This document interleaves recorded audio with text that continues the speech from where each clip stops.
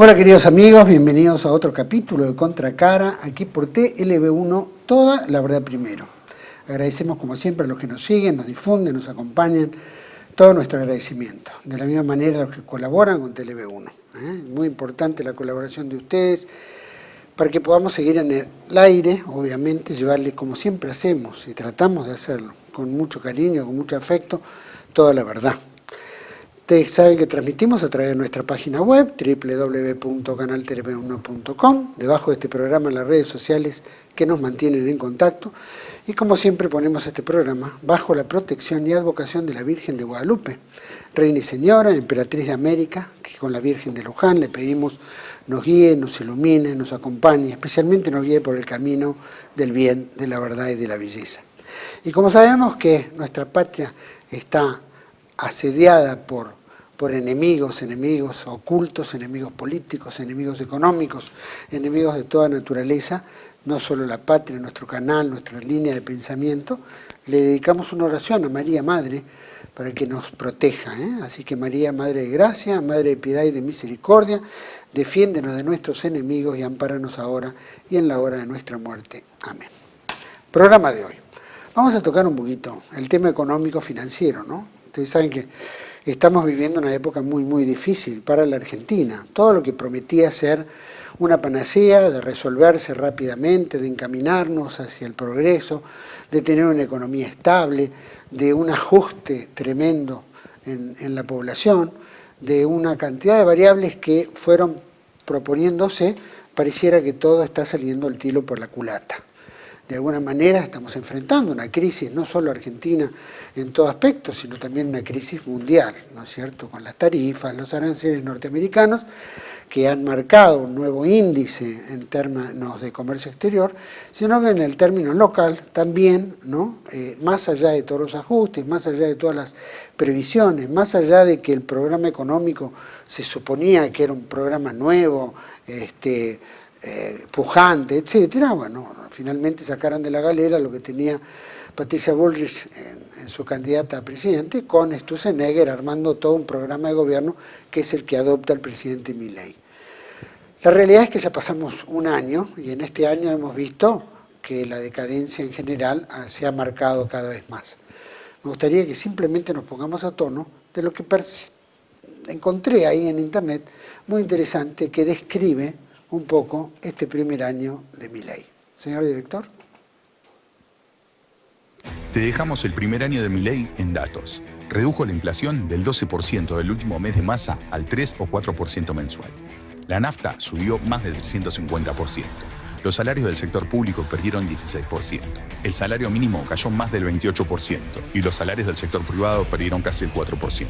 Se destruyeron más de 200.000 puestos de trabajo, cerraron más de 16.000 pymes. El desempleo aumentó a 7.6% y pasó a ser la primera preocupación de los argentinos. La economía del país cayó 3.3% a septiembre, la industria cayó 6%, la construcción cayó 24% y además se destruyó el comercio. En el país de las vacas, 8 de cada 10 argentinos redujo la cantidad o dejó de comer asado. El consumo de carne llegó a ser el más bajo en 110 años y se registró además una caída histórica en el consumo de leche. La clase media tuvo que vender ahorros en dólares para pagar los servicios. Luz, gas y agua aumentaron cerca de 400%.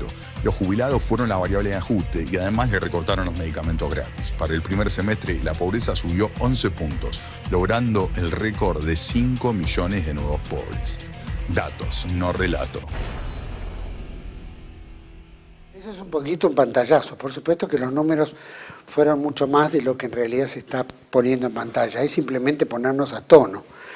Yo creo que merita tocar todo este tema, ¿no? Especialmente el Fondo Monetario, esta expectativa que tiene el gobierno de Milei de poder lograr un acuerdo, ¿no es cierto? Y que el borde, ¿no es cierto?, el directorio del Banco, del Fondo Monetario pueda permitir el desembolso de 20.000 millones, que bueno, sabemos ya Popular, que no será el monto total, sino que será en partes, en tramos, como lo harán el BID, el Banco Mundial y otros, ¿no es cierto? La realidad es que todo esto nos pone en un panorama de crisis, especialmente ahora, en este momento, que estamos llegando en un año electoral que también hay expectativas. El presidente viajó en forma privada, con costos públicos, por supuesto, dinero público, a los Estados Unidos a sacarse una foto con Trump, el cual no lo pudo lograr. Eso podría de alguna manera destrabar un poco las pretensiones del Fondo Monetario y habilitar un pasaje más rápido. Sin embargo, no se dio, las circunstancias no están a favor del presidente Milei, tampoco de este gobierno, así que bueno, vamos a analizar este espectro en general con dos grandes amigos. Por un lado, me gustaría presentarlo a Luis Alberto Rey, doctor, abogado, economista y administrador, contador público. Y aparte conductor del programa aquí en TV1 de Panorama Económico. Y por el otro lado, Héctor Juliano, licenciado en Administración de Empresas y Finanzas, y es experto en deuda pública, y por supuesto lo tenemos en el canal, y está también en un programa Crisis y Conflictos del siglo XX aquí en este canal. Así que a los dos les doy la bienvenida, gracias por estar aquí y analizar en general. Igualmente, gracias por la invitación y un gusto compartir el panel con Luis Alberto. Es recíproco. Recíproco, porque aparte son dos talentos importantes que tiene este canal y que tenemos ¿no es cierto?, el gusto de poder sacarles todo el jugo posible en estos temas que son de amplio conocimiento de ustedes dos. Hemos visto un poco el primer año de Miguel, creo que lo hemos analizado también con vos en algún programa, y lo hacen. El resumen, el vídeo este que se pasó es un resumen apretado, pero muy apretado, perfectamente claro. Quizás habría que hacer 2 o 3 precisiones puntuales. A ver. Ojo con la baja de inflación. La inflación acumulada de Milei es hasta ahora el 185%. Y los ingresos reales de remuneraciones, jubilaciones y planes sociales han quedado todos por debajo del nivel de inflación. Sin duda. Con un agravante técnico que ahora no voy a entrar porque si no nos derivaríamos a ese tema, que es que hay que tener presente que la inflación como fenómeno inflacionario va más rápido que los términos de ajuste de la economía, ¿no? Es la regla de siempre, las finanzas van más rápido que la economía.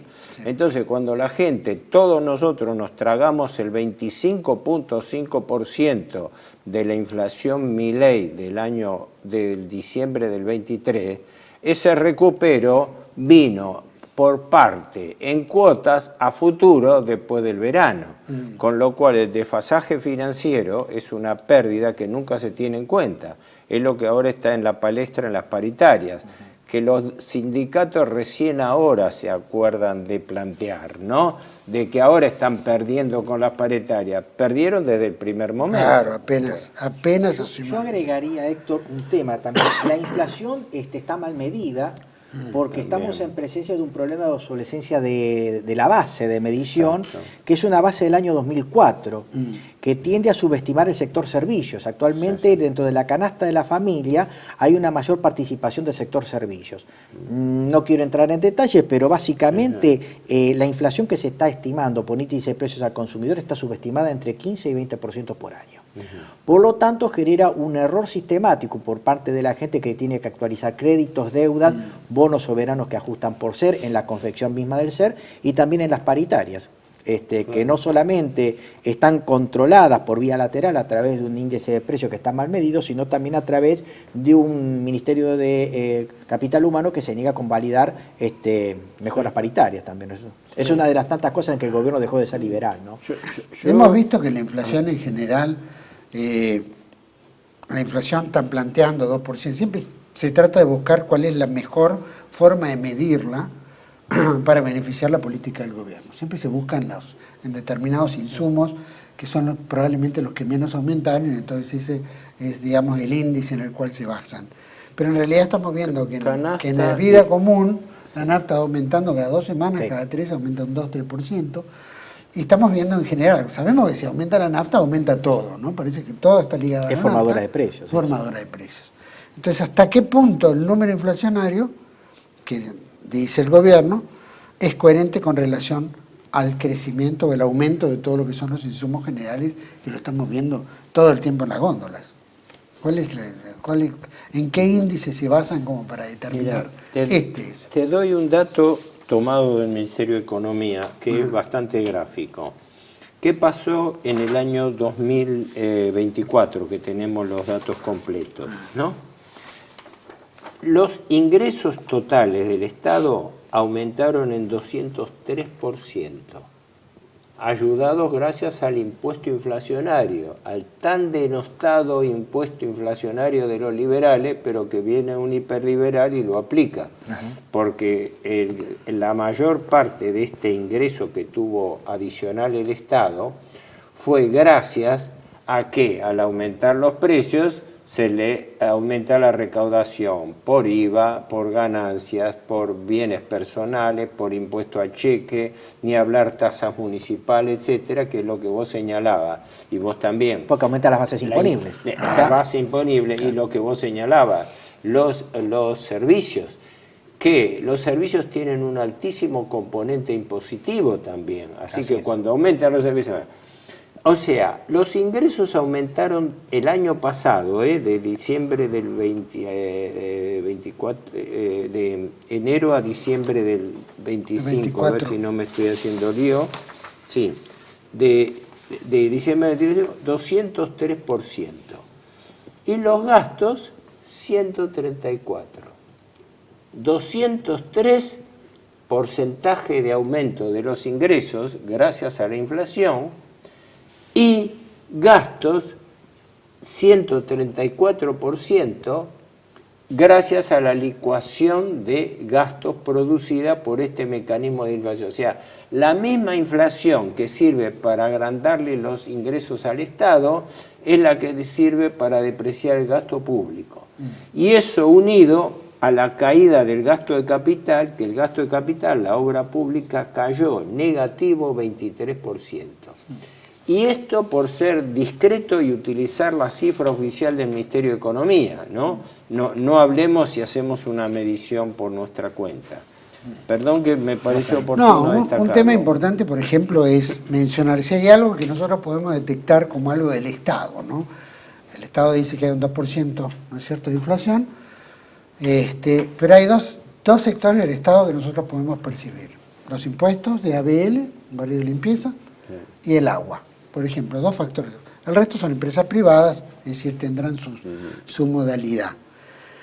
Pero estamos viendo que en esos aumentos no se respeta el 2%, ni 2 y pico, sino que salta de una forma progresiva en un número que ya es escandaloso, ¿no? Que no tiene absolutamente nada. Y estamos hablando que son dos parámetros, digamos, del mismo Estado. Y que, como decía Luis Alberto, tienen una baja ponderación en el índice. Entonces, ¿qué pasa? No se refleja el impacto de los servicios públicos en el índice de inflación. Están haciendo un poco lo que se le imputaba a Moreno. El apagón estadístico, claro. La manipulación estadística, sí.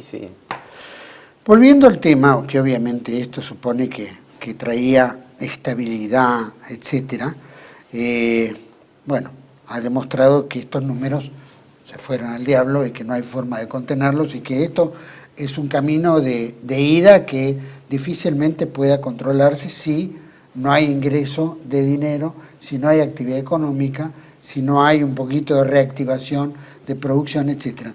¿Cómo esto encaja? ¿Cómo? El ingreso disponible, sobre todo de los que impulsa el consumo, también se ve agravado por otra cuestión que va más allá de la licuación de los ingresos de los asalariados, jubilados y perceptores de transferencias. Más allá de la caída de ingresos, había caída de nivel de actividad. Me estoy refiriendo, por ejemplo, suspensión de turnos, suspensión de horas extras, etcétera. Sino que también lo que se está observando en la economía nacional es una gran transferencia de ingresos del sector consumidor al sector productor de ciertos servicios concentrados, oligopólicos, y del sector concentrado de producción de determinados bienes. Por ejemplo, servicios financieros bancarios, aluminio, etcétera. Y esto se verifica claramente si uno toma como base 100 el índice de precios al consumidor a partir de que asume Milei hasta fin del año 24, o también se pueden tomar los primeros meses de este año, en donde vemos que La inflación ha corrido por su cuenta, pero a su vez lo que ha habido es un mayor incremento por parte de estos servicios. Me estoy refiriendo a alquileres, servicios públicos, algunos están pisados como transporte, pero otros, por ejemplo, como puede ser telefonía celular, cuota médico-asistencial, matrículas escolares, ha aumentado mucho. Entonces esto genera que el ingreso disponible de la familia quede totalmente corroído a partir del pago de los gastos de vida. Estamos hablando de una casa, alquiler, expensas, wifi, telefonía celular, luz, gas, etcétera, y de quede poco como para generar un incremento de consumo. Más allá de que los economistas del mainstream liberal sostienen que hay un rebote del consumo, que en realidad es un rebote del gato muerto, porque me estoy comparando con meses de un año atrás en donde ya había recesión autogenerada por este mismo gobierno. Sí, sí, sí. Yo agrego algo que es lo siguiente. Yo analizo hechos, así que me mido cuando hago conjeturas, pero creo, bajo evidencia de lo que del alboroto y del gobierno, que acá hay una angustia oficial por lo siguiente. Apenas asume Milei, produce el ajuste más duro que haya tenido la Argentina a través de la historia. Y se jacta de haberlo hecho. Y todavía tiene la hipocresía de decir que el sacrificio lo acompañó porque fue votado para hacer ese plan de ajuste. Bueno, dejando de lado, manteniendo la serenidad frente a esas expresiones, pero lo concreto es que hizo un fortísimo plan de ajuste que estuvo basado, gracias a la inflación, en 3 factores claves. La primera y principal, la macro devaluación que hace llevando al doble el valor del dólar, un valor que se traslada a los precios, unido a la piedra libre de remarcación de precios de los sectores concentrados oligopólicos que vos siempre señalás. Así que, primer factor, macro devaluación que se traslada a los precios. Después, remarcación salvaje para que las empresas armen sus colchones de precios. Y tercero, tarifazo.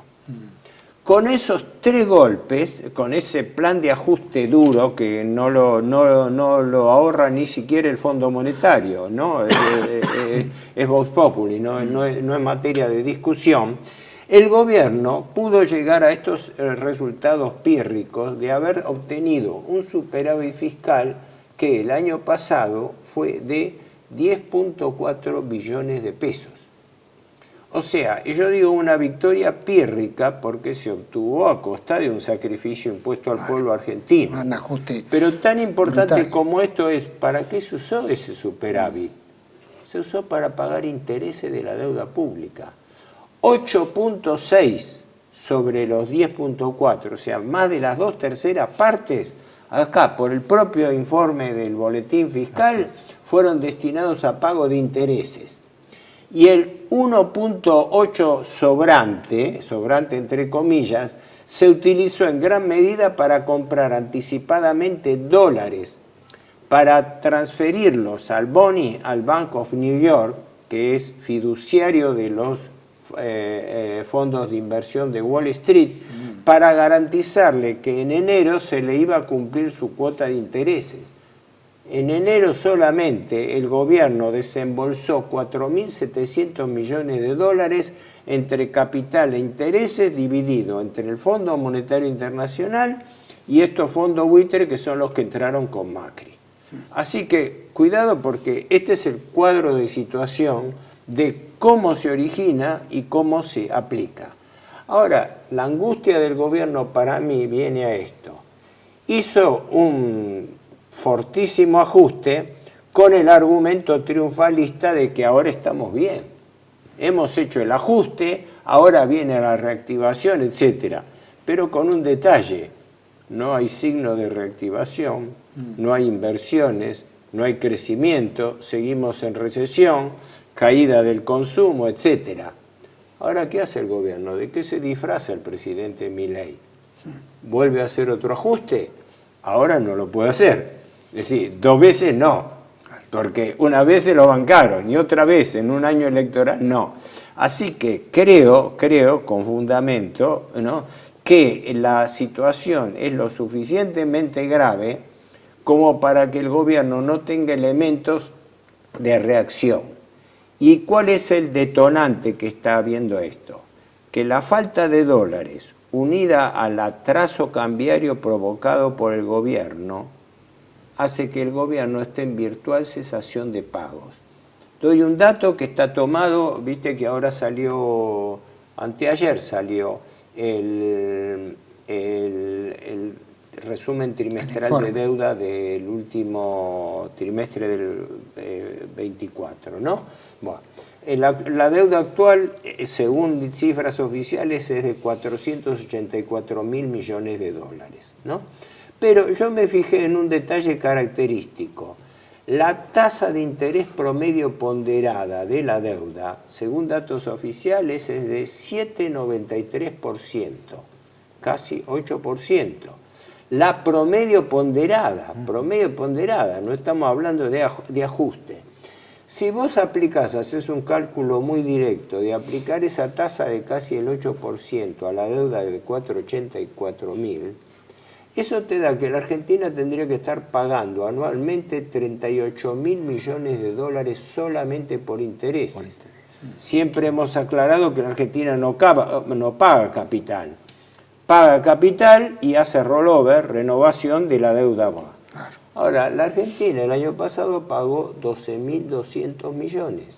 Quiere decir, pagó la mitad de los intereses que debiera haber pagado a los externos, claro, porque el 46% es deuda interestado.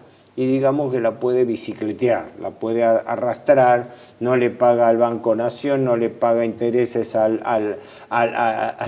Pese a lo que dice el gobierno, que dice que nos pretende engañar diciendo que lo que contrajimos con el Fondo Monetario no es deuda, y que la deuda intrasector público es una deuda entre particulares, cosa que no es así, ¿no? Es claro, pero aún así, por eso, despejando lo que sea deuda interestado, que podría ser no grave porque le debo al propio Estado y bueno, anoto, registro más, pero no le llega los fondos suficientes para pagar sino la mitad de los intereses. Y esto no lo digo yo solamente. Carlos Rodríguez del SEMA, que es una autoridad competente en materia académica, se lo ha enrostrado directamente a Milei diciendo que él le está falseando el superávit fiscal porque no está computando los intereses que se capitalizan por anatocismo. Claro, qué viveza. Yo digo, mis cuentas están bien, he tenido superávit fiscal, sí, pero señor, le falta computar entre 20 y 30 mil millones de dólares que no los computa. Y como este gobierno está materializando una de las irregularidades históricas más grandes y más graves que hay en la historia económica financiera argentina, está trabajando sin presupuesto. El presupuesto es la expresión financiera del plan económico de un gobierno. Si yo no veo los números en el presupuesto aprobado por el Congreso, no sé qué plan económico tiene el gobierno. No sé si ustedes lo saben, yo no lo sé. Yo lo único que sé son ciertas bravatas del presidente, no, hemos derrotado a la inflación, hemos bajado a la inflación, ahora está bien, viva la libertad, carajo. Lo que dicen todos. Y el plan, ¿no? ¿Cuál es la hoja de ruta? Sí, perdón. Sí. No, esto se parece mucho a... Es una continuidad a la gestión de Alberto Fernández con Massa, esencialmente. Sí. Es un gasto que baja por licuación, porque si estamos hablando, por ejemplo, de la reducción genuina de empleos públicos, son 40.000 empleos públicos que se han eliminado, cuando en realidad el que más empleo ha perdido es el sector privado. El informe decía 200.000.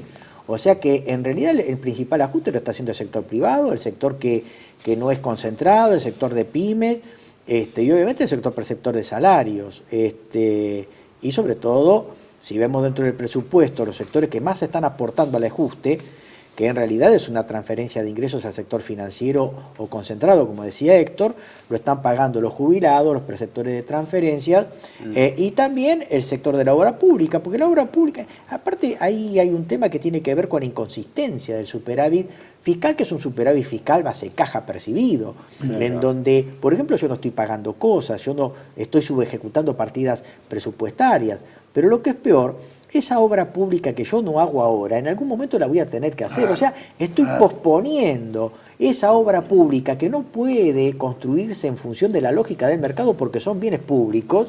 En algún momento va a generar un doble esfuerzo del Estado para poder hacer las nuevas o reparar las que se están deteriorando. Hay una enorme destrucción del capital, de infraestructura en el país, que en algún momento se va a tener que hacer a partir de un esfuerzo que se va a tener que redoblar. Y buena parte ayuda también las provincias que en algunos casos toman para sí las obras públicas.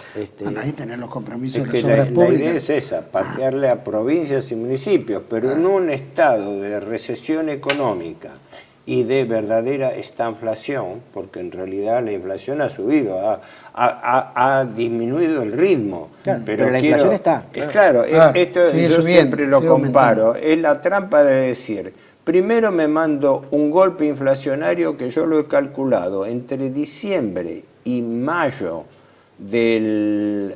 diciembre del 23 que asume Milei. Y ahí fue el 25 de movida. Y mayo del 24, la inflación aumentó 107%. Claro, una vez que yo llevé el salto de los precios más de 100%, después estabilizo. Sí somos todos vivos. Claro, primero provocamos una inflación, no ganamos. Y además, este factor importante, que la inflación actúa financieramente más rápido que el recupero de los ingresos reales y consecuentemente es correr el caballo por la cola. Cuando los sueldos se actualizan a futuro y ahora impuesto no con la inflación pasada de recupero, sino con una ilusoria inflación futura menor. Quiere decir que, señores, se tragaron la inflación ustedes y tienen que hacer frente a eso. Es más, perdóname, quería aportar algo a lo que vos decías, porque acá es importante decir esto. Socialdemócratas y liberales en la Argentina y en el mundo trabajan en tándem. Los gobiernos liberales arman sus esquemas de endeudamiento y después vienen los gobiernos socialdemócratas como el kirchnerismo, que no es peronismo, es socialdemocracia, se lamentan de la herencia recibida y la instrumentan. Esto fue hecho entre dos personas, por acuerdo de sectores a través de dos personas, Massa y Milei, que son los que se ponen de acuerdo en no tratar el presupuesto del año 2025. Detalle no menor, lo habían dicho formalmente. Esperemos las elecciones, porque después de las elecciones tenemos un Congreso 2024. Nuevo y todo así. Sí, un comino. Pasó con Congreso operante, con sesión extraordinaria y no se trató. Y ahora la volvieron a hacer. Pero, ¿qué ocurre? Acá el que sentó la semilla de la destrucción fue el año de gestión de Massa. Porque el 46% de la deuda pública está en pesos. Pero durante el año de gestión de Massa, ya venía de antes, ¿no? Pero él formalizó que a medida que la deuda iba venciendo, la reemplazaba por bonos duales, bonos indexados por inflación o por tipo de cambio, el que fuese mayor. Lo que hace que eso lo agarró primero por devaluación, y ahora que la devaluación quedó con atraso cambiario, lo agarra por inflación. Es dolarizar la deuda en pesos. Un número también del informe mensual del Ministerio de Economía, porque me baso en los datos mensuales. Fíjate vos lo siguiente, la deuda pública el año pasado aumentó neto 16.000 millones, pero por ajustes de evaluación, por indexación, aumentó 80 billones de pesos. Sumás 16 más 80 y te da que la deuda aumentó el año pasado los 96.000 millones de dólares que se citan. Pero dato oficial de la Secretaría de Finanzas del Ministerio. Dato oficial, o sea que el gobierno más o menos el año pasado estaba endeudando por mes 8.000 millones de dólares. Sí, que venían de ajuste por indexaciones. Así claro. es.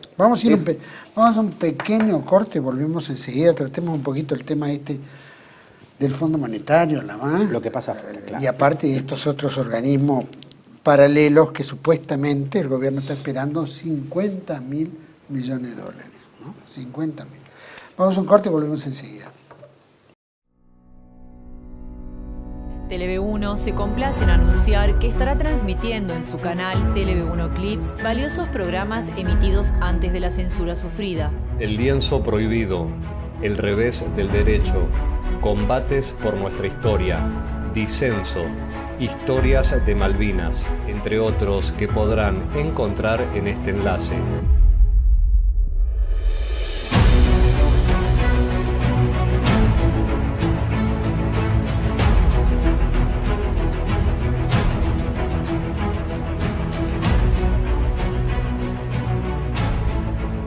Agradecemos su aprovechamiento y difusión.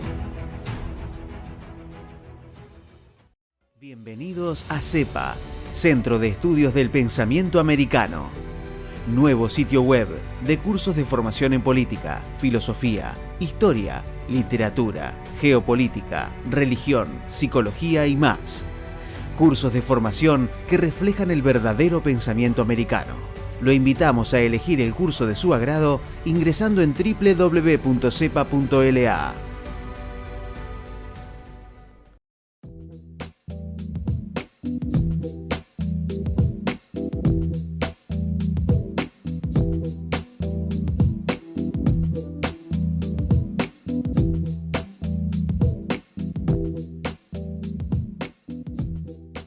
Decir siempre la verdad primero tiene un precio.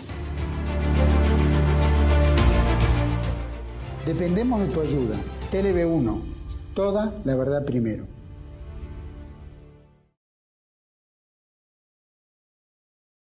Bueno, estamos de vuelta en este segundo bloque con Luis Alberto Rey y Héctor Giuliano.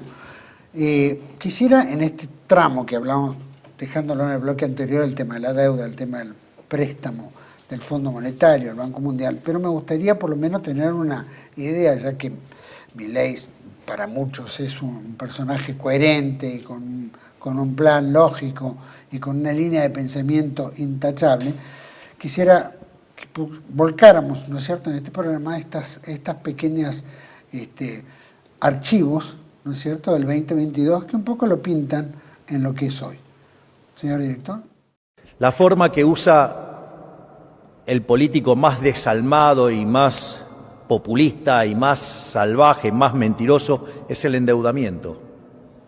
El endeudamiento es una forma absolutamente inmoral de enfrentar la situación, porque la deuda no son ni más ni menos que impuestos futuros. Entonces quiere decir que la fiesta del presente está siendo pagada por el trabajo de personas en el futuro, digamos, personas que no votan, personas que todavía ni siquiera nacieron. Es decir, es profundamente inmoral. Es decir, están financiando la fiesta del político populista hoy a cambio del esfuerzo de generaciones que ni siquiera pueden manifestarse en las urnas. La tensión técnica con el Fondo Monetario Internacional es porque lo que quería hacer Caputo era utilizar las reservas para tener más grado de libertad en hacer la política monetaria. ¿Y sabes lo que le dijo el Fondo Monetario Internacional? No te voy a poner guita adentro del Banco Central para patinarte una aventura electoral. Ya me enganchaste, ya me anotaste, ahora, digamos, te voy a limitar. Fíjate que estaban hablando de 20.000 millones de dólares y le dieron nada más que 5.000. Sí, señor. ¿Por qué? Porque le dijeron, basta, no podés, claro, no podés patinarte la guita en una aventura electoral. Lo veo como un pibe que se gastó mucha más plata y lo corrieron. Recordemos que el Banco Central intervino con 19.950 millones de dólares. Bueno, lo que lleva el año, el Banco Central perdió casi 21.000 millones de dólares. Vale, en lo que va del año. Me hago... En realidad, la crítica del mundo con el fondo es que es blando, que es muy laxo. En el caso mío ni siquiera debería existir, porque el fondo es una institución perversa. ¿Sabes por qué? Porque cuando un país está, después de hacer un montón de zafarranchos y que ya nadie lo financie y está a punto de explotar, ¿qué hace? Pone la guita. ¿Y qué hace? Le permite tirar el ajuste para adelante. ¿Qué es lo que está buscando este gobierno? Como este gobierno no tiene credibilidad, no tiene reputación. Una deuda con la sociedad más tarde. Estamos avanzando en un acuerdo con el Fondo Monetario Internacional para poder terminar de sanear el balance del Banco Central y salir del cepo cambiario definitivamente durante este año.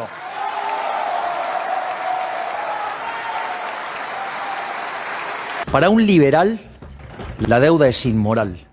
Bueno, como podrán ver, esta situación que planteaba, detestaba el Fondo Monetario, que era bancar a países que habían hecho un zafarrancho económico, que era un lugar corrupto, etcétera, ¿no es cierto?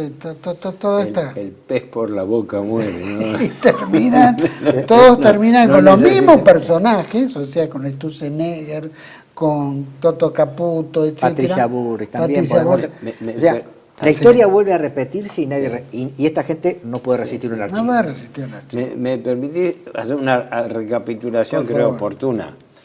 En el 1 de marzo del 2018, Macri, discurso ante el Congreso de la Nación, después que había habido una mini corrida bancaria, ¿te acordás?, en el verano del 18, y que se había escapado un poco la inflación, que salió enseguida Sturzenegger a ponerle paño frío diciendo, bueno, sí, aumentó la inflación, pero la inflación núcleo, que es sin productos estacionalizados ni servicios públicos, se mantiene en orden. Se mantiene en orden. Se mantuvo un mes. ¿Qué ocurre? Todo iba bien. Macri dijo su famosa frase ante el Congreso, lo peor ha pasado. El día 25 de abril del año 2018 se le produce una corrida cambiaria, que, como importante nota, el que le dispara la corrida cambiaria es un banco amigo, el Morgan Stanley, que en un día retira entre 800 y 1.000 millones de dólares, que las retira ya no eran LEVAC, eran LELIC. Retira, quiero llevar mi plata, denme la plata porque esa plata la convierto en dólares y hago fuga de capitales, hago salida porque era legal la salida. Y atrás del Morgan Stanley, dos otros fondos, creo que el Fidelity y el Boston, etcétera. También estuvo el HBC también. Total, en un día el Banco Central perdió 1.472 millones de reserva. Con Macri, con el hombre de... Nada impide de que a Milei le pase lo mismo. Y yo creo que esta es la gran angustia que está viviendo el gobierno, que está necesitando nuevamente fondos y resulta que cuando se acaba la seguridad de que el gobierno le dé una ecuación de rentabilidad adecuada, ahí viene el problema. Y no tienen empacho en sugerirle. Y de allí es que interpreto la necesidad del fondo de Milei desesperada de recurrir al fondo, porque resulta que un año de éxitos en plan de ajuste, en nivelación, en superávit fiscal, elogio de todos lados, del gobierno norteamericano, de los economistas, del Fondo Monetario, etcétera, todo lo va bien, pero necesitamos correr al fondo, porque si el fondo no nos presta 20.000 millones y no nos viene un paquete de ayuda adicional, no nos viene un blindaje como en la época de Machinea, resulta que se cae el sistema. ¿Todo esto es provocado por mantener la tablita cambiaria? ¿Tiene que ver en eso? parte para mantener el esquema de carry trade, por supuesto. Sí. Porque en realidad hay una gran cantidad de fondos que están en pesos, con rentabilidades altas a nivel del dólar, con un tipo de cambio que oficia como seguro de cambio, al carry trade del 2 o al 1 ofician un seguro de cambio, pero en algún momento esos capitales quieren convertirse en dólares y fugar. Eso es lo que pasa. En ese momento que decía Héctor, teníamos que el presidente era Trump, la titular del Fondo Monetario era Christine Lagarde, y se dio ese préstamo, un préstamo geopolítico, récord, 57.000 millones de dólares, después fueron 44 los que ingresaron, que en realidad era para mantener la paz en la región con un supuesto aliado Argentina de Trump, con Macri como titular de la administración. Y ahora la historia vuelve a repetirse. Tenemos Trump, tenemos a la señora Kristalina Georgieva y está de vuelta discutiéndose un préstamo geopolítico para que este gobierno no se sobrecaiga. En definitiva, si las cosas se hicieron tan bien, no teníamos necesidad de ir al Fondo Monetario Internacional. Si las cosas fueran bien, el superávit fiscal fuera tan genuino, no tendríamos necesidad de endeudarnos cada vez más. Entonces, ¿por qué vamos? Con un agravante, que no sabemos si esa plata va a alcanzar. Claro. Ejemplo, apenas asume el gobierno, el Banco Central hace un relevamiento de todas las deudas por importaciones no pagadas por falta de divisas que venían acumuladas de la administración Massa. Así es. 42.600 millones de dólares, cuando la Argentina tenía reserva negativa, como ahora, que paradójicamente el nivel de reserva negativa que se estima tiene ahora la Argentina es equiparable al que tenía al final de la gestión Alberto Fernández, ¿no? Pero bueno, las culpas de uno no excusan a la del otro, o son recíprocas. Ahora, ¿qué ocurre? A esos 42.600 millones se le suma un agravante, que el gobierno Milei no congeló el sistema, no podía hacerlo, sino que lo siguió utilizando hasta febrero. Y hasta febrero la cuenta con los importadores subió a 57.000 millones. Eso se saca de los comunicados oficiales del Banco Central, para el que lo quiera constatar, ¿no? Porque estoy basándome en cifras oficiales. Y a eso hay una suma indeterminada, porque esa suma no está registrada, de utilidades y dividendos de empresas extranjeras en la Argentina que por falta de dólares no fueron transferidos. No pueden repetir utilidades. Claro. No fueron remitidos y que se estima que están entre 10 y 12.000 millones de dólares más. El gobierno nuevamente, como en la época del segundo mandato de Cristina Kirchner, quiere convencer a esas empresas que en lugar de transferir a sus casas matrices, hagan inversiones en la Argentina. Pero inversiones, salvo en sectores específicos, requieren crecimiento de la economía. ¿Quién va a venir a hacer inversiones? ¿Quién va a capitalizar ganancias haciendo inversiones en la Argentina cuando encuentra que el país está en recesión y con una crisis económica y financiera encima? Esta es, lo veo como hecho, ¿no? Como hecho de que aún con el salvataje del fondo no se llegarían los números. Y se está hablando de, primero, un refuerzo con los organismos financieros internacionales, principalmente BID, Banco Mundial y CAF, que ahora se llama Banco de Desarrollo de América Latina, ¿no? Bueno, pero con una particularidad, que el otro día el titular del BID, Ilan Golfan, que antes había sido funcionario del fondo, antes había sido presidente del Banco Central de Brasil y antes había sido presidente del Banco Central de Israel, ese mismo Ilan Golfan está estudiando un proyecto de salvataje a la Argentina y a otros países que están en peligro de default, transformando préstamos de proyectos, que es lo que tiene, para eso está el BID como el Banco Mundial, no para prestar por razones de balanza de pagos, sino prestar para proyectos, infraestructura, pero claro, habilitaría una línea especial de salvataje financiero a los países que no pueden pagar su deuda.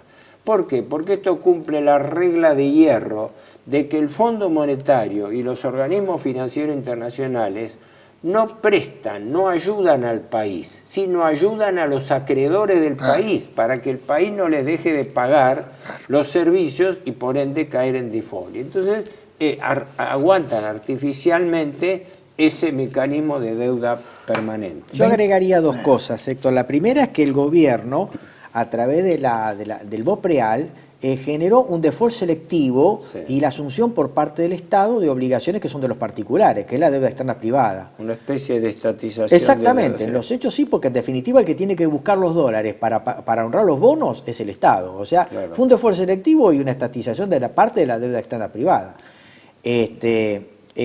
Eso por un lado. Y por el otro, el gobierno no encuentra la forma de generar el apretón como para que esto ni siquiera se disminuya, ¿verdad? Eso es un grave problema. Claro, el problema es no solamente la encrucijada en que está el gobierno, sino la falta de alternativas, como no sea un nuevo salvataje externo. Precisamente ese salvataje de que hablaba Héctor hace acordar mucho al de la Rúa. que fue un blindaje más o menos por un poco más de 40.000 millones de dólares, era en aquella época, estaba el Banco Mundial. Eran los mismos, todos los gobiernos están pasando exactamente De lo la mismo. Rúa lo anuncia en diciembre del 2000 y el gobierno cae el 20 de noviembre, prácticamente cae el 20 de noviembre del 2000, del año siguiente, ¿no? Con una advertencia muy peligrosa. Entre el fracaso del blindaje que se produce cuando estaba Machinea ministro de Economía y es en diciembre y se define ese verano de que no venía nada, el único que al final desembolsó fue el gobierno de España, 1.000 millones, que todavía se tuvo el descaro de que se le difirió la devolución de esos 1.000 millones cuando el gobierno de España, por una cuestión histórica, quiso ayudar a la Argentina como país. El resto eran organismos internacionales. Pero atrás vino el delictivo megacanje de la Rúa Cavallo, que se hizo en abril del año 2001, el juicio ese que... Sturzenegger también está metido en el tema. Y Sturzenegger era la mano derecha de Cavallo, ¿no? Donde se canjearon 29.000 millones de dólares de títulos, reconociendo tasas de interés del 12 al 14%, que en todo el periodo de maduración de la deuda suponían 45.000 millones de dólares. O sea, para canjear 29.000 millones de capital, se estaba reconociendo una deuda que por acumulación en el periodo, que era como 20 años, todo, y fracasó, fue a juicio, fueron todos a juicio y todos sobreseídos. En la Argentina hay delito, pero no hay delincuentes. Bueno, pero es una constante esto de los salvatajes y siempre en el peor momento, porque supongo que cada vez que uno requiere plata, no digo usurero, porque en realidad el Fondo Monetario forma parte de un organismo internacional que de alguna manera maneja tasas que son relativamente lógicas, supongo. Pero aún así, Juan Manuel... Terminamos negociando en las peores condiciones, razón por la cual terminamos, ¿no es cierto? Lo que ocurre es que generalmente cuando uno en la actividad privada va a tomar un préstamo, prácticamente el banco le pide examen de orina. Todo. Acá no. Todo. Acá no. Acá es una especie de estudio del préstamo. Si hay alguien que sabe muy bien la situación del gobierno es el Fondo Monetario Internacional. Absolutamente. Lo cual también acá tenemos un punteo de que buena parte de los organismos internacionales se han vuelto totalmente inoperativos. Es decir, el Consejo de Seguridad de Naciones Unidas no para una guerra, ONU en la Asamblea de Septiembre es una simple catarsis de mandatarios o embajadores, la Organización Mundial de la Salud ni hablemos, el Fondo Monetario ni hablemos, o sea, es un prestamista para gente que fuga, y finalmente tenés que la Organización Mundial de Comercio, frente a lo que está pasando, nada. Por ejemplo, yo al telespectador le voy a nombrar una señora, que es la doctora Ngozi Okonjo-Iweala. ¿Saben quién es? Es una economista nigeriana que es la titular de la Organización Mundial de Comercio. ¿Vos escuchaste, Héctor, que dijera algo respecto de la guerra de las aranceles? O sea, lo que nos demuestra es que estos organismos internacionales actualmente son sellos de goma. Porque esto es una violación a la Organización Mundial de Comercio flagrante. Al sistema de Bretton Woods. Aunque le demos la razón a Trump o se la neguemos, pero es una violación al acuerdo de... Ahora explícame una cosa. Se está pidiendo al Fondo Monetario 20.000 millones que sabemos que no los van a mandar en bloque, o sea que el gobierno va a tener que dibujarlo de alguna manera. Sí. De los 20.000 se le deben 14.000, tengo entendido, así que el fondo se los va a cobrar. Quedan 5.000. Quedan 6.000, más o menos. Exactamente te digo, la cuenta primaria es que de los 20.000 que vendrían, 14.400 millones son para pagar al Fondo Monetario capital e intereses durante el periodo que falta de este gobierno, para asegurarse que va, porque la deuda es mayor, la deuda es de 40.000 millones, ¿no? Pero paralelamente a eso, el sobrante, los 5.600 millones, este es el decreto, este es el famoso decreto 179/25, y en la parte dispositiva establece en forma taxativa dos destinos de ese préstamo. Uno es pagar deudas que son con vencimientos de organismos internacionales y pagar deuda externa. Y el otro es rescatar las letras intransferibles del Banco Central, que suman más en lo inmediato vencimiento este año, más de 10.000 millones. Entonces, a ver, hagamos una cuenta. Si al Fondo Monetario, aunque sea en cuotas, haya que pagarle 14 y hay que rescatar letras por 10.000, ya estamos en 24.000 y el fondo va a prestar 20.000, me parece que las cuentas no cierran. Entonces, ¿qué va a hacer? Y el fondo ya aclaró que no le va a desembolsar por anticipado las cuotas para que, como dice, no se lo patinen ellos, como se lo pateó Luis Caputo. Claro, el mismo Caputo en época de Macri. ¿Sabés cómo fue el asunto? En abril del 2018, cuando se conviene primero los 50.000 millones, que después se extienden a 57.000, el primer desembolso fue una masa de 18.000 millones de dólares.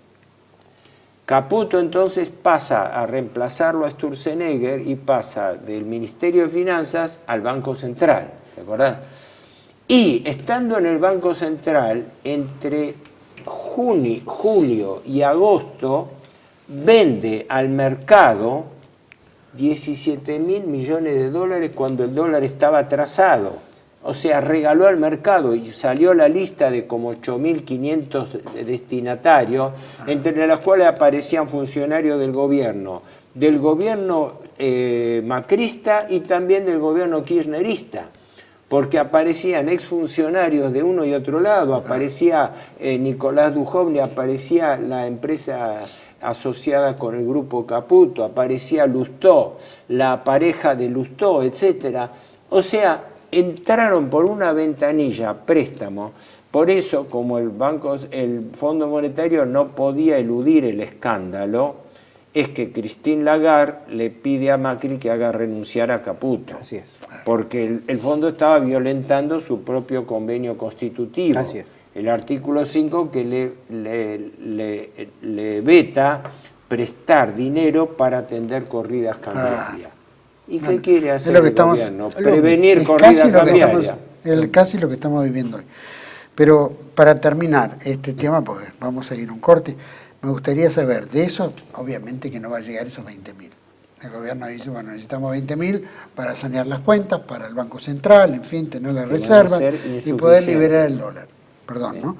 Pero al mismo tiempo dice, no, pero le pedimos al Fondo Monetario, al Banco Mundial, al BID y a entidades privadas o a esto que decías, el CAF, ¿cómo dijiste? La CAF es la Corporación Andina de Fomento, que ahora se llama Banco de Desarrollo, de América Latina. Bueno, y este CAF y probablemente fondos privados, porque el presidente también busca fondos privados para asegurarse que esto funcione. Y piden 30.000 millones más. Lo que espera Caputo, según declaraciones públicas, eran 50.000 millones. Ahora estamos hablando de esto como un mono con navaja, porque 50.000 millones para poder levantar el cepo cambiario. ¿De dónde? ¿Para qué son 30.000 más? De reservas brutas. Reservas brutas son reservas teóricas, sin descontar los pasivos del Banco Central, así que en netos no. En este momento las reservas brutas del Banco Central son menos de 26.000 millones de dólares. Pero no indican nada, porque el banco tiene pasivos superiores, de tal manera que las reservas netas son negativas, según como se calcule, el Banco Central nunca da información sobre eso, entre 6 y 12.000 millones de reservas netas negativas, ¿no? Así que directamente estamos en rojo. Pero aún así las netas no son, como puede imaginar la gente, dólares líquidos. Claro. Tampoco. No. Está el swap de China, por ejemplo. O sea que... Claro. Bueno, pero estamos hablando de 50.000 millones. Y también está el otro tema que inclusive ya podemos decir lo que es oficial, porque hasta el mismo exministro Domingo Cavallo se lo ha reprochado al ministro y al presidente también, es que buena parte de este dólar está siendo pisado con la utilización de dólares, de los encajes de la gente que depositó dólares. Muchos dólares también se fueron por el blanqueo, tuvieron el tiempo que determinaba la ley y se fueron. Y se dice que buena parte de los dólares que se están yendo por ventanilla son dólares de los encajes de gente que ha depositado dólares. dólares, ¿no? Y la fuga de capitales o salida de capitales que se está produciendo por el desarme de las posiciones en carry trade. Porque el carry trade es básicamente un arbitraje entre tipo de cambio y tasa de interés. Lo que nuestro común maestro, el doctor Conesa, hablaba, el problema de la paridad del interés, la tasa de interés local ajustada por el tipo de cambio. Y entonces, ¿qué están haciendo los fondos buitre? Es sencillar hasta que aclare, están retirando aceleradamente fondos, total ellos pueden venir y salir en 24 horas, no hay problema, lo hacen a través del contado con liquidación. Entonces, ¿qué ocurre? Eso da una sospecha concreta de que es una presión porque la ecuación de rentabilidad de los carry trade, si hubiese una devaluación, como se dice que pide el fondo, si hubiese una devaluación, la rentabilidad del negocio de carry trade bajaría un poco. Entonces los tipos retiran la plata como una forma de extorsión diciendo o me da más tasa de interés o retiro la plata y me voy al dólar.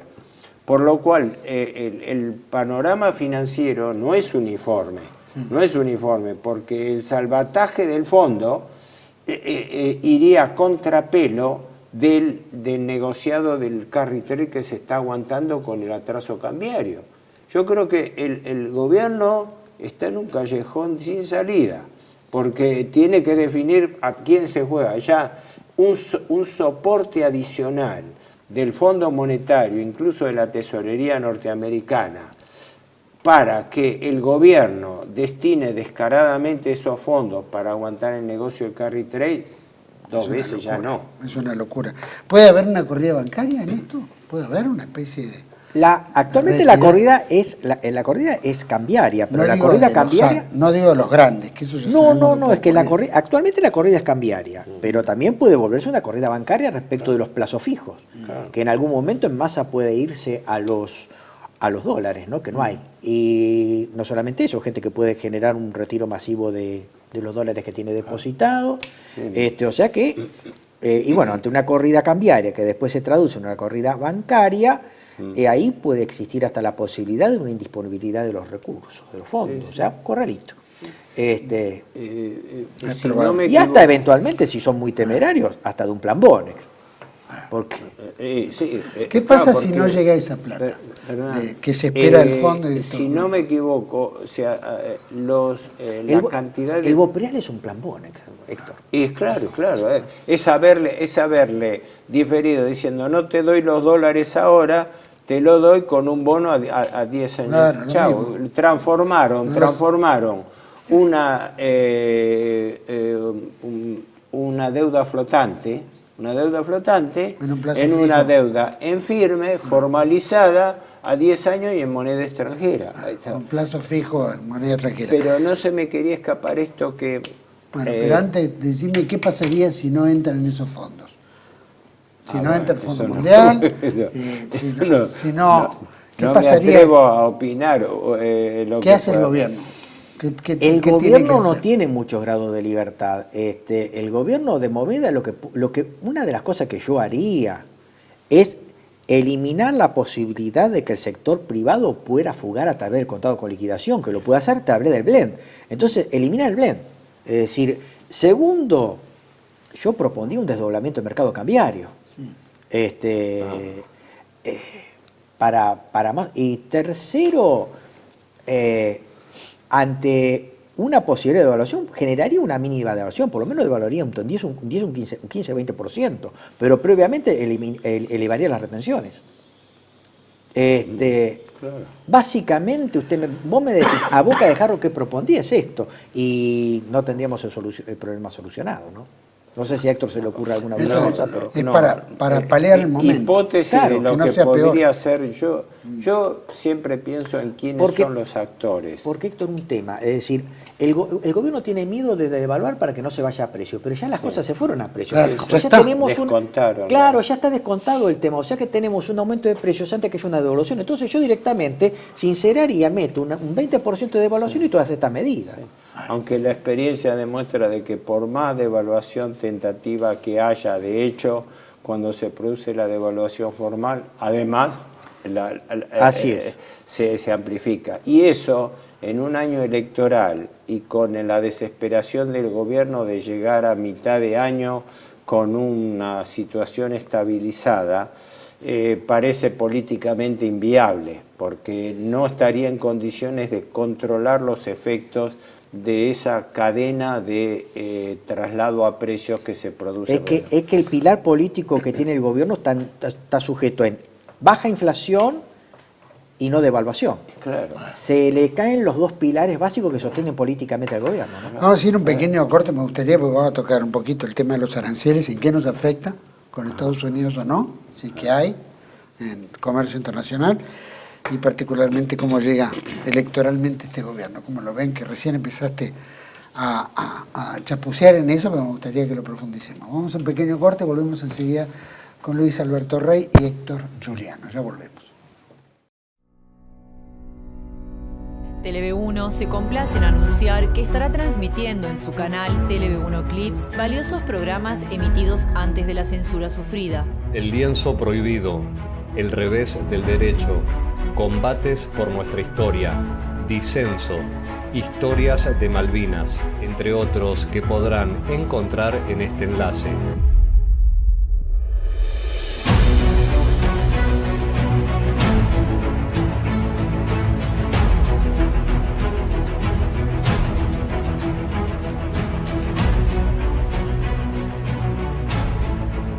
Agradecemos su aprovechamiento y difusión. Bienvenidos a CEPA, Centro de Estudios del Pensamiento Americano.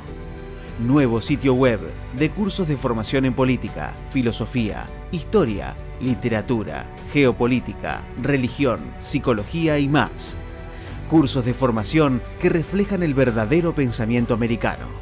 Lo invitamos a elegir el curso de su agrado ingresando en www.cepa.la.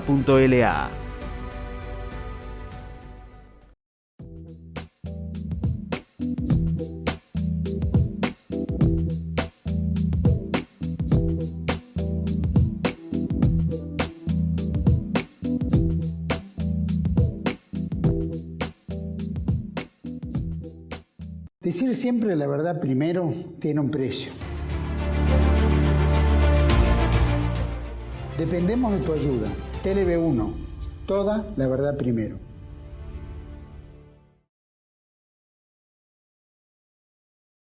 Bueno, de vuelta en este segundo bloque con Luis Alberto Rey y Héctor Giuliano. Había quedado medio en el bloque anterior. Hay varios temitas en esto, ¿no? El presidente Milei ya hizo varios viajes privados, recibiendo premios, etcétera. Este es uno más que viajó al encuentro de los grupos estos conservadores norteamericanos, donde se suponía que iba a encontrarse con Trump.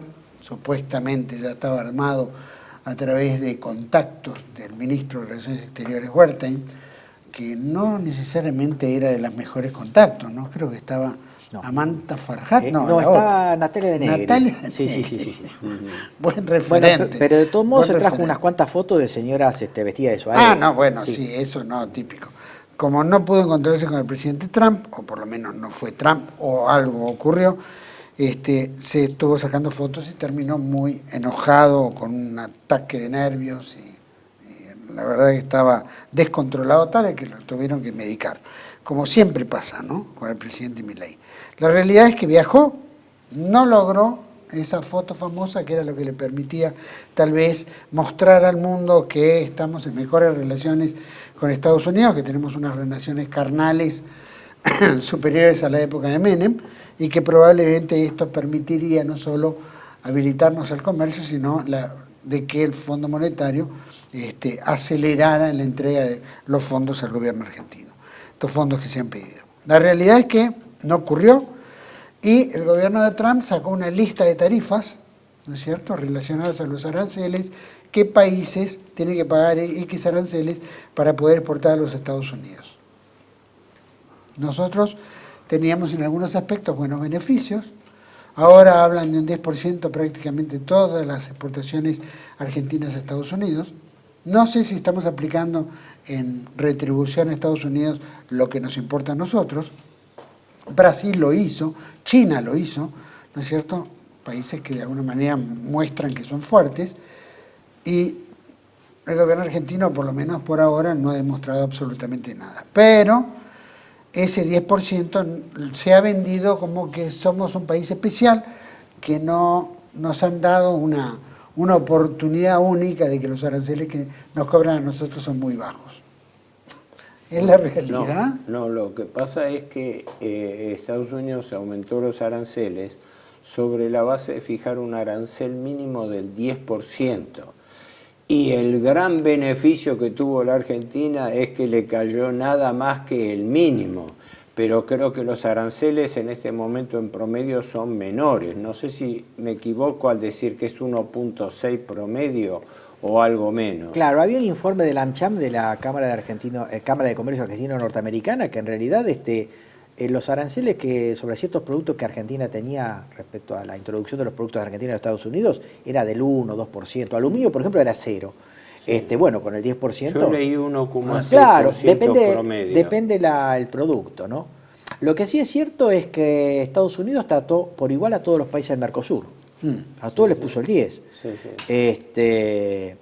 Lo cual, bueno, no es un triunfo. En realidad, nuestro país no accedió a ninguna ventaja respecto a lo que ha hecho Estados Unidos. Claro que al revés. Un capítulo aparte es el tema de los aranceles. Esto ya ocurrió hace casi 100 años. Cuando ocurrió la crisis del 29, Estados Unidos quiso reactivar la economía estableciendo aranceles y todos los países respondieron con retorsión, o sea, también con aumento de aranceles, lo cual hundió a la economía mundial, se cayeron los precios de los commodities, la economía entró en una recesión, en una depresión, de lo cual tardó mucho tiempo en recuperarse.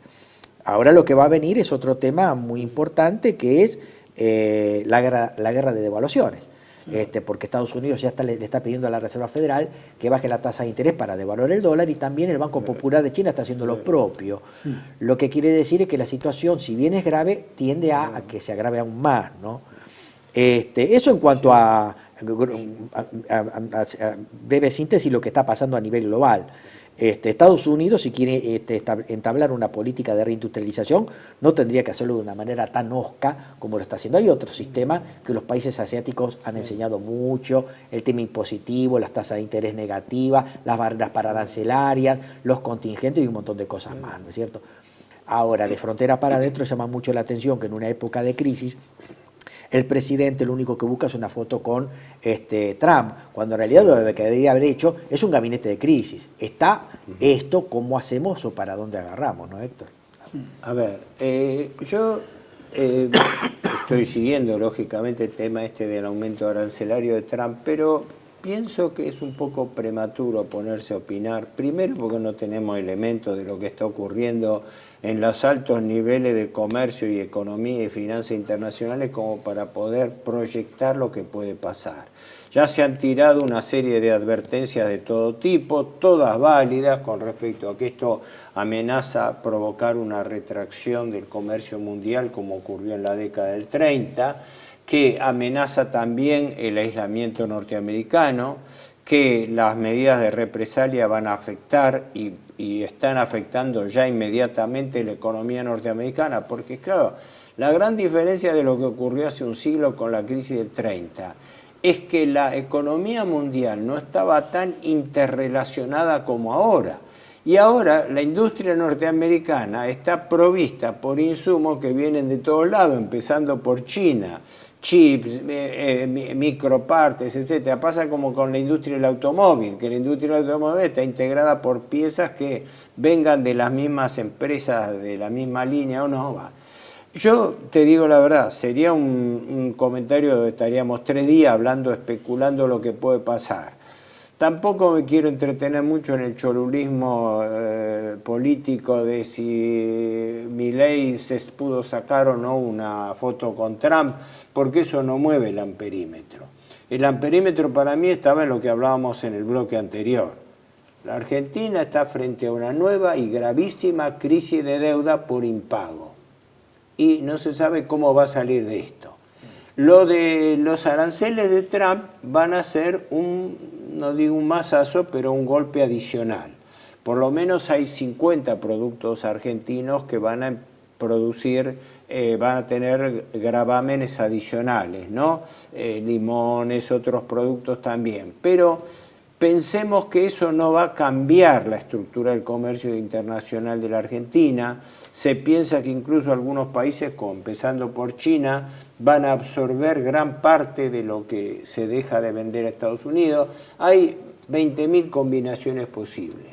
A mí me preocupa más lo que puede pasar acá en el gobierno. ¿Por qué? Porque el gobierno, en forma imprudente, ha ofendido realmente su incorporación al BRICS. Y justamente el BRICS en este momento sería una tabla de salvación. Y el presidente Milei, al revés de eso, pretende lograr un tratado de libre comercio para subordinar la economía y el comercio argentino a los Estados Unidos, en un momento en que Estados Unidos está en una maniobra que sinceramente todavía yo no sé qué va a pasar con las medidas de Trump, porque no lo saben ni en Estados Unidos, porque en Estados Unidos le están advirtiendo que estas medidas pueden llevar a un aumento de la inflación. Porque al aumentar los gravámenes, aumenta el costo de los insumos para la industria norteamericana. Entonces un celular se arma con componentes de 10 países que importan importa Estados Unidos. Al aumentar los aranceles es como es un movimiento reflejo. Y entonces, ¿qué ocurre? ¿Qué va a pasar cuando el consumidor norteamericano vea que las medidas de Trump le aumentan los precios? Con el argumento de que aumentan el empleo, pero en un momento en donde la industria es un fenómeno mundial, no es gran absorbente de mano de obra. Así que lo que vaya a pasar en Estados Unidos ahora es un interrogante. Más todavía lo que puede de eso revertir a la Argentina. Así que yo no me paré la mano, como quien dice, no me largué a conjeturar más, porque me parece que es entrar en un nivel de especulación y combinaciones infinita, ¿no? Sin embargo, vuelvo al peligro y al peligro financiero cambiario que afronta la Argentina, porque la Argentina afronta este momento con un dólar atrasado. O sea, la afronta en peores condiciones que otros países, que por lo menos pueden hacer una devaluación compensatoria, ¿no? Y el gobierno se empeña en negar esa devaluación. Y, cosa que yo siempre repito porque es importante, vuelve a amenazar con endeudarse, y el verdadero objetivo de ese endeudamiento, a mi juicio, sería reforzar el tipo de cambio, reforzar el atraso cambiario. Porque la verdad nunca dicha en la Argentina, para mí, es que la verdadera explicación, la verdadera causa del endeudamiento argentino desde hace 50 años, desde Martínez de Oz hasta la fecha, no fue primariamente el déficit fiscal, sino el sostenimiento artificial de un atraso cambiario. ¿Y para qué sostuvo artificialmente el atraso cambiario? Para darle mejor rentabilidad a los capitales financieros especulativos que vinieron a jugar a la Argentina. Entonces, mientras la finanza está mandando sobre la economía, la está matando. La está matando.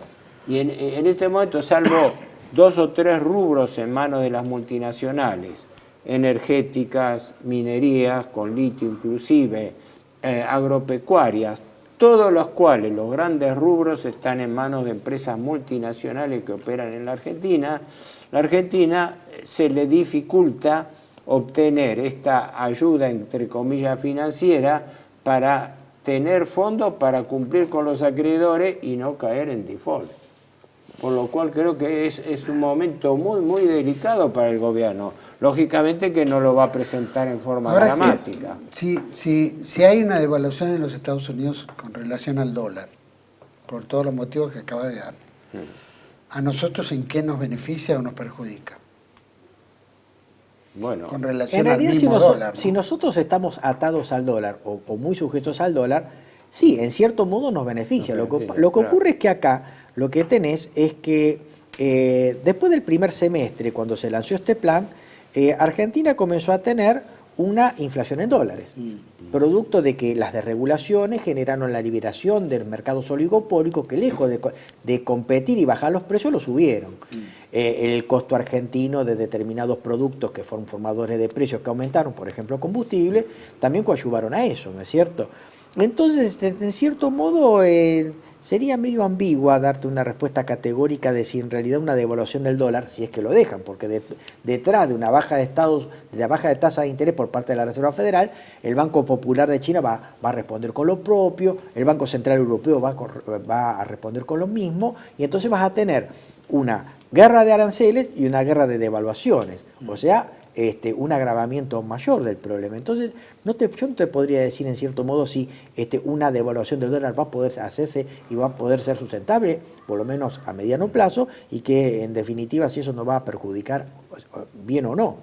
También lo que vas a tener es que en el medio de la gran recesión internacional siempre lo que se observa es un flight to quality, un vuelo a la calidad de los capitales. O sea, se van a los países centrales a buscar tranquilidad, o sea, seguro. Y nuestro país va a sufrir eso que también. Ya se está produciendo. Claro, ya se está produciendo. exactamente. Este desarme de carteras que está habiendo es un preanuncio.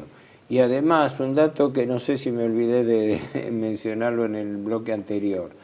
Se estima que en los plazos fijos que tiene colocada la gente en el mercado bancario equivalen actualmente, si no me equivoco, creo haberlo leído en Clarín, equivale a unos 33.000 millones de dólares. Y muchos bancos están preocupados. ¿Qué pasa si ese dinero de plazo fijo se le empieza a retirar para irse a comprar dólares? O bienes. Porque de esa manera se descapitalizan los bancos. Y ese riesgo es bastante grave. Por eso los bancos ahora le están prestando menos al gobierno. Ejemplo, la semana pasada el gobierno le vencía 9.2 billones de pesos de deuda. Hay que aclarar que el Ministerio de Economía hace 2 licitaciones quincenales cada mes, y en promedio licita, es decir, renueva, porque no paga neto nada, sino que renueva, retira bono viejo y entrega bono nuevo, siempre más caro que el anterior, ¿no? Y además con acumulación, y le vencían, si no me equivoco, 9.2 billones. Obtuvo 8.6. O sea, no pudo reunir la totalidad de lo que pedía. Pero lo más grave fue, ¿quién le renovó esa deuda? Los privados se fueron.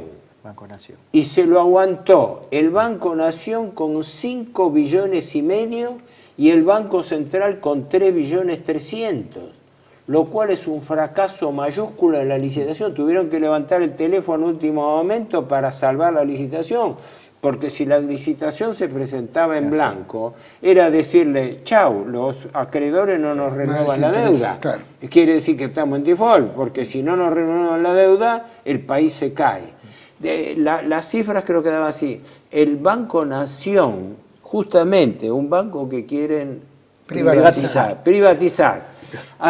Y vos fíjate el peligro. Lo endeudan contra el Estado. Y uno dice, bueno, va a ser una deuda interestado. No. Sí, macana. Claro. Si mañana lo privatiza, claro, esa deuda con el Banco Nación va a pasar a ser deuda privada contra el Estado. 5 billones y medio prestado trasnochada por el Banco Nación. Y otros 3 y pico prestados por el Banco Central. Que por otra parte eso contraviene una disposición de la Carta Orgánica del Banco Central que prohíbe prestarle al Estado, por lo cual se supone, porque no hay información directa, porque el gobierno mantiene en secreto quiénes son los compradores de títulos. No se informa, la deuda es secreta, entonces no se sabe quiénes son los que compran. Pero se especula que como el Banco Central estaría transgrediendo su propio estatuto comprando deuda del Estado, cosa que le prohíbe el estatuto, lo haría a través de una triangulación. Va al mercado secundario, a la bolsa, y compra los mismos títulos que vencen. y después deja que se haga una triangulación para ver, pero la plata sale del Banco Central. Misma. ¿Y de dónde saca la plata del Banco Central? Seguramente imprimiéndola. Sí, sí, sí. Con toda esta situación... Y el otro tema es que probablemente futuras licitaciones salgan con linkeados. Seguro. Linkeados al sí, tipo de sí. cambio. Decime, y con relación a estamos en un año electoral, ¿no? Y ahora estamos hablando, ya empezamos ahora en mayo, junio, acá en Capital, y después el resto del país ya han desdoblado todas las elecciones, así que de alguna manera vamos a tener un baile que no va a terminar en todo el año, ¿no? Si el gobierno no tiene estos dineros, electoralmente, esto puede estallar en cualquier momento, supongo, que le va a ser muy difícil poder maniobrar de acá a las elecciones o fíjate seguir que avanzando. Para mí eso está en el trasfondo de esta pelea entre el PRO y la Libertad Avanza. Para mí está ahí el trasfondo, porque Macri dentro de todo mantiene un cierto prestigio, más allá de que su gestión fracasó, ¿no? Pero hay poca memoria en los argentinos, así que todo, Sí, todo eso... Macri fracasó. En dos años aumentó la deuda a 83.000 millones de dólares y tuvo que salir corriendo a pedirle el Fondo Monetario salvataje para poder sobrevivir los dos restantes, ¿no? Y todo el mundo habla de la gestión Macri, ¿no? Muy bien conceptuada, pero llevó el país al default. Y ahora, por pase le pasó el fardo de la deuda al kirchnerismo. El kirchnerismo, en lugar de impugnarla, que tenía todos los elementos para hacerlo, no. El kirchnerismo, cómplice del macrismo, le convalidó todo lo actuado. El negociado con los fondos buitre en agosto del 20, con Guzmán. La ratificación del acuerdo con el fondo, con Massa, que ya era titular de diputados y después ministro de Economía. Y ahora quiso el destino que la misma pelota que Macri le pateó a Fernández Fernández, ahora Fernández Fernández se la patea a Milei. Y Milei se defiende con el argumento histórico. Es la herencia recibida. Así es. Entonces sonamos. Pero siempre van a ser herencias y todos van a... Lo que también genera un precedente que el gobierno puede entrar prematuramente en Patorrengo, porque por eso creo que la necesidad de nacionalizar las elecciones de mayo de Cava, ¿no?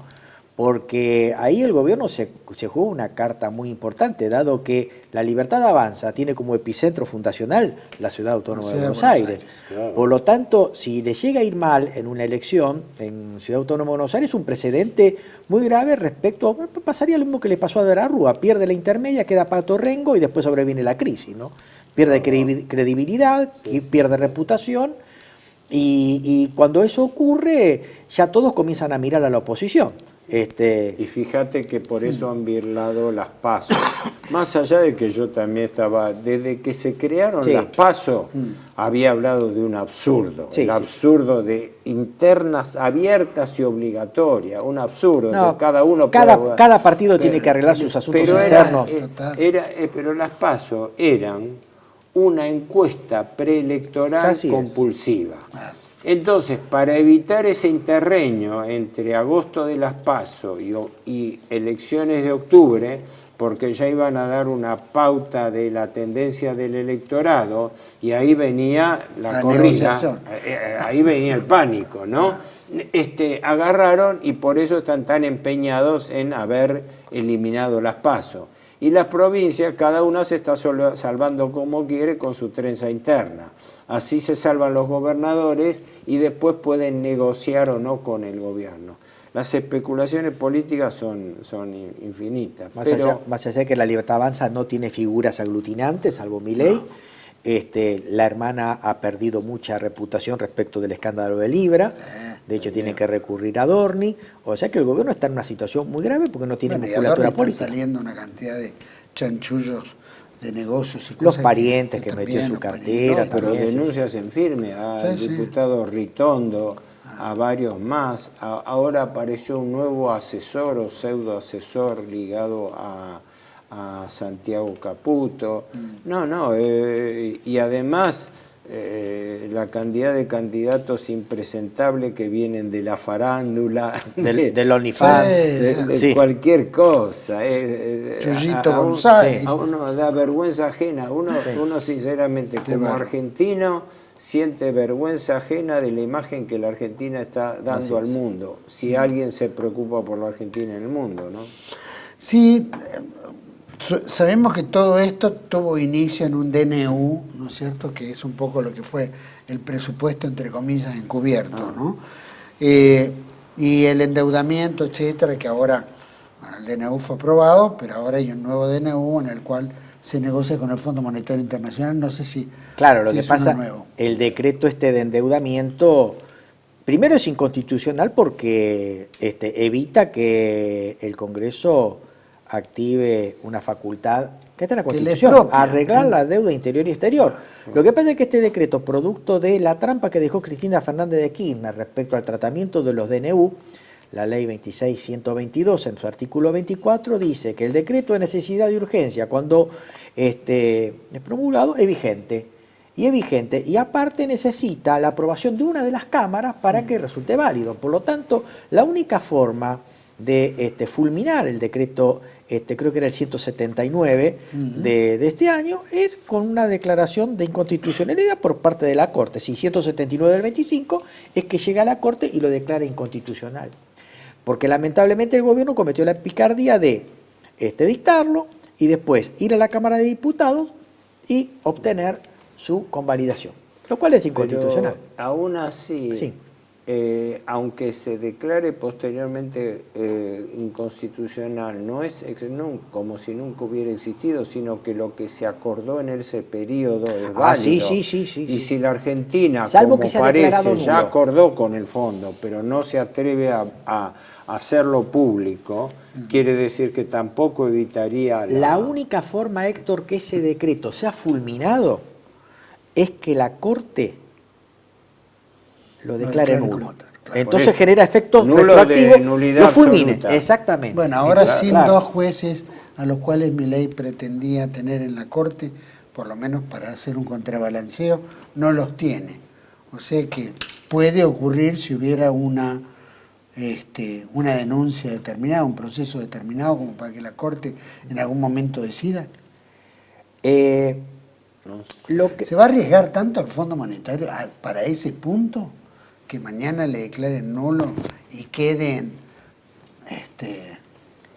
tan ridículos. Hay una inseguridad jurídica, porque vos fíjate que el decreto tiene la aprobación de una Cámara, de haber tenido la desaprobación de las dos cámaras, el decreto queda vigente respecto al momento, el periodo en que estuvo vigente. Genera derechos ahí. Sí. Ahora, yo creo que lo único que le queda es que la Corte lo declare nulo. Pero acordate que hay un DNU anterior, el 846, sí, que modificó la ley 24.156 de Administración Financiera, que lo faculta incondicionalmente al Poder Ejecutivo a renovar deuda. Y eso se lo dejó aprobado el Congreso por omisión, porque dejó pasar los 10 días de objeción. Así que lo que le pueden entorpecer un poco, efectivamente, podría ser la aplicación a futuro del 179, pero quedamos en que lo que el gobierno haya firmado en el interín, eso no lo pueden sacar. Y además tienen como respaldo el 846, que le permite modificar el artículo 65 de la Ley de Administración Financiera, que faculta al gobierno a contratar directamente con los organismos financieros internacionales.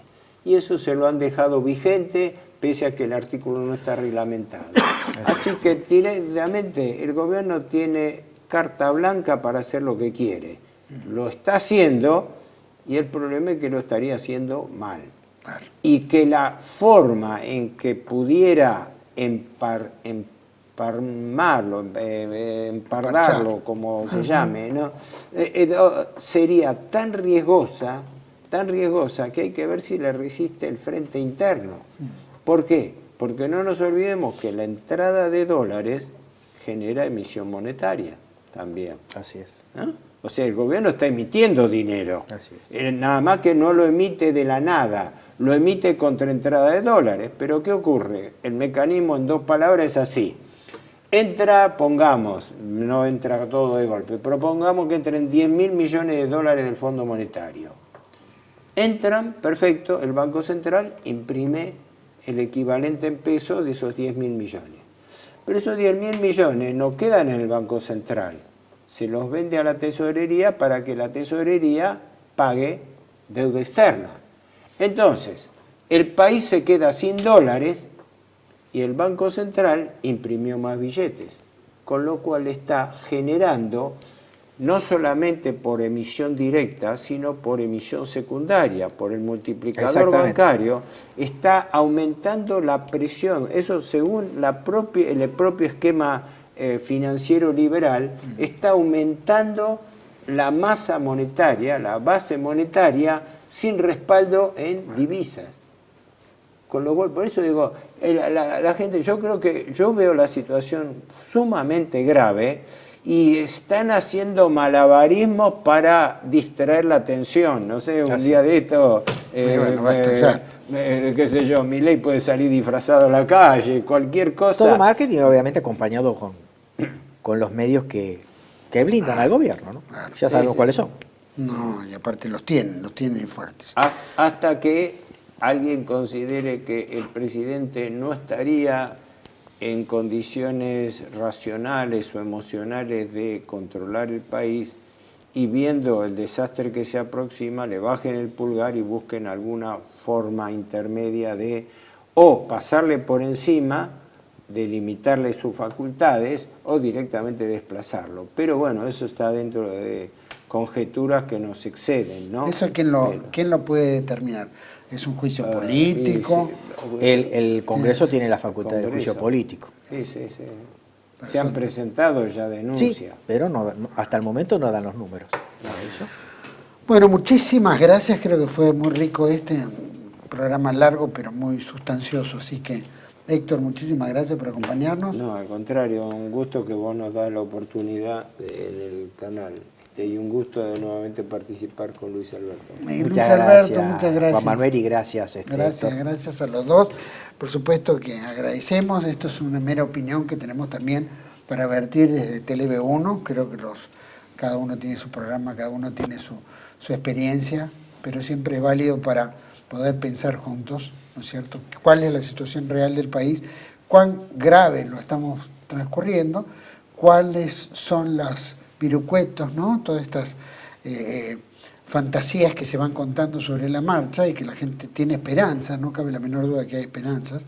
Esperanzas no están basadas en algo concreto, real, simplemente son esperanzas que algún día podrán deshacerse, desvanecerse frente a una realidad tan paupérrima que es la que estamos realmente viviendo y que pocos la perciben, o muchos la perciben, pero es difícil observarlo. Argentina está muy mal, no cabe la menor duda.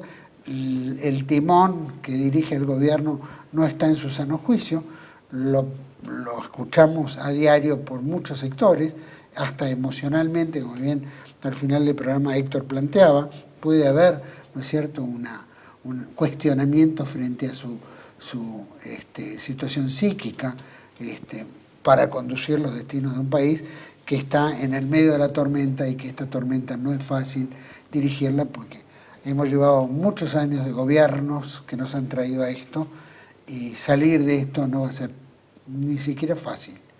Razón por la cual hay que pensar la Argentina hacia el futuro, probablemente con una coherencia un poco más sólida y buscar las alternativas en las cuales Argentina pueda rehacerse fuertemente con criterios propios y no tanto con endeudamiento externo. Los espero en otra entrega de Contracara, aquí por TLV1. Toda la verdad primero. Gracias.